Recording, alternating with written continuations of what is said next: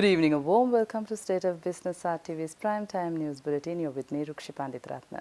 Let's take a look at the headlines first. Asia Pacific Cooperative Development Conference begins in Colombo. Property Guru Asia Property Award to be held in July. And today on Top Stories, the inauguration ceremony of the first regional meeting of stakeholders on international cooperative development. The Asia Pacific Cooperative Development Conference was held in Colombo last evening. The two-day meeting began today and will conclude tomorrow. Minister of Industry and Commerce Rishad Badiuddin was the chief guest during the occasion. The meeting is jointly organized by the Sri Lankan Cooperative Movement and the International Cooperative Alliance, Asia and Pacific, and the conference is supported by the ICA-EU Partnership on Cooperatives in Development, People-Centered Businesses in Action. The main objective of the meeting is to provide a platform for development stakeholders to promote coordinated action of cooperatives towards international development through collective action and research. As for the theme of the conference relating to sustainable development, I observe that there are some obstacles to achieve the goals of cooperative movements. We have to deeply study them and identify proper solutions to overcome these constraints and obstructions. It is my understanding that the participants of conference are aware of the issues and will surely discuss as how to overcome them. In this instance, exchange of experience among ICA member countries is very useful. I think it is our imperative task to undertake this exercise seriously in order to achieve the sustainable development goals during next few years. I understand that more than 100 participants have come to participate in the conference from around 27 countries in the Asia Pacific region, and hopefully they will have a fruitful and broad dialogue among them through exchanging their views and experience and find out concrete and conservative solutions on the issues and will make recommendations to achieve the sustainable development goals.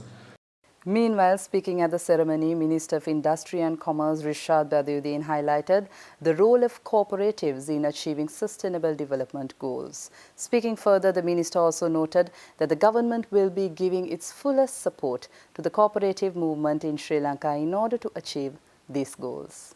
Government and cooperative movements could jointly implement programs to achieve sustainable development goals successfully.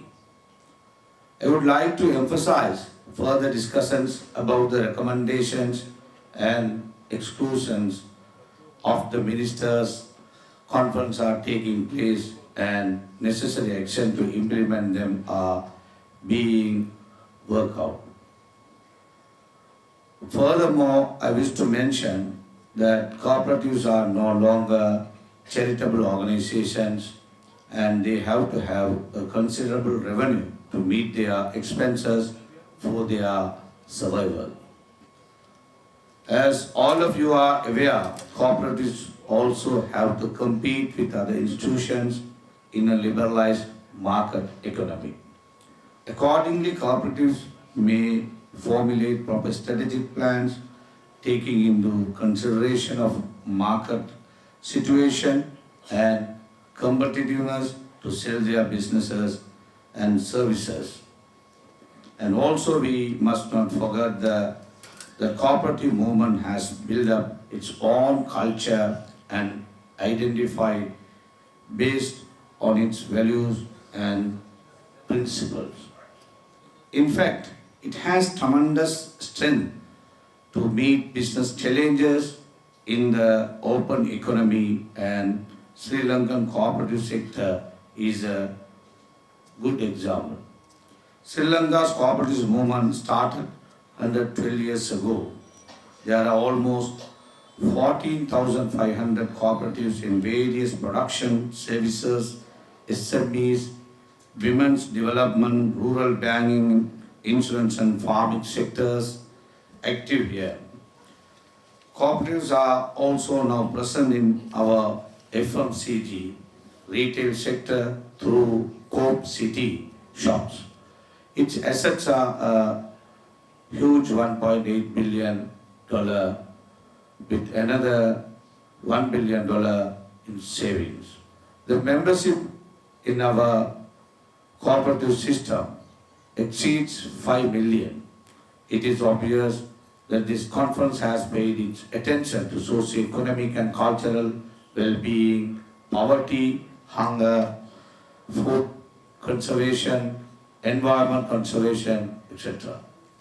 I am of strong opinion that the recommendation, proposals and conclusions of the conference could be implemented through the cooperative movement and be contributed to the sustainability of the countries in the region. The structure and the network of the cooperative movement provides a solid foundation to meet any issue or problem.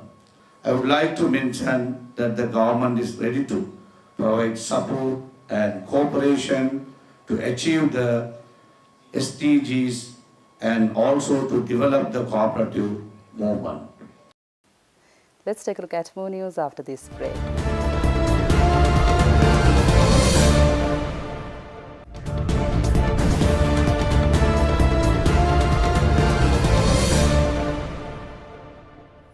Welcome back.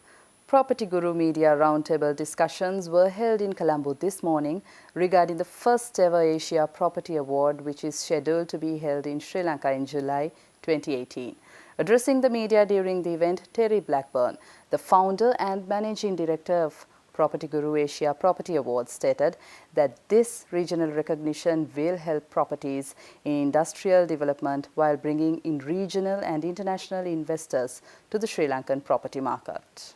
The Property Guru Asia Property Awards is a leading industry awards program rewarding only the region's finest real estate developers. Celebrating its 13th year, the series now covers 17 markets across Asia, with standalone gala dinner and award ceremonies in 11 countries, including the regional grand final, which will be held in Bangkok, Thailand for the first time. The award ceremony has an unparalleled reputation for being credible, fair and transparent with an independent judging body. It's the biggest real estate event program in Asia. We run full award programs in 10 different countries, of which Sri Lanka is the latest to join us for this year. This year, we're midway through our entry process.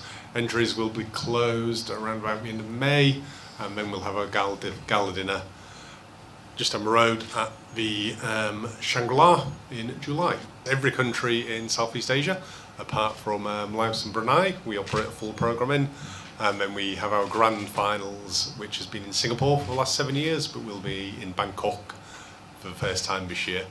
Also in the grand finals, we have direct entries from associate partnerships in places like Mongolia, South Korea, Japan, and Hong Kong.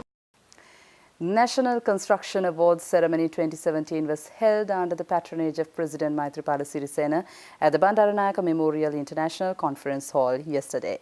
8 individuals who displayed outstanding skills in the construction field were presented with National Construction Awards of Excellence by the President.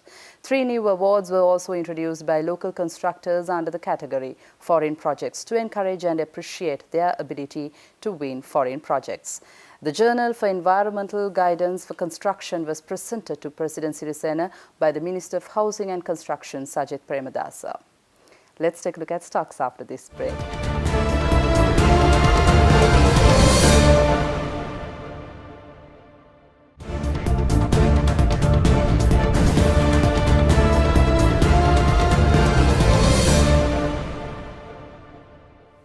Welcome back. Trading at Colombo Stock Exchange ended on a mixed note today. All share price index dropped 0.9 points to close at 6,559.42 and the S&P SL20 gained 0.14 points to close at 3,723.55. The turnover was 2.2 billion rupees and 27.6 million shares were traded. Let's take a look at today's forex rates.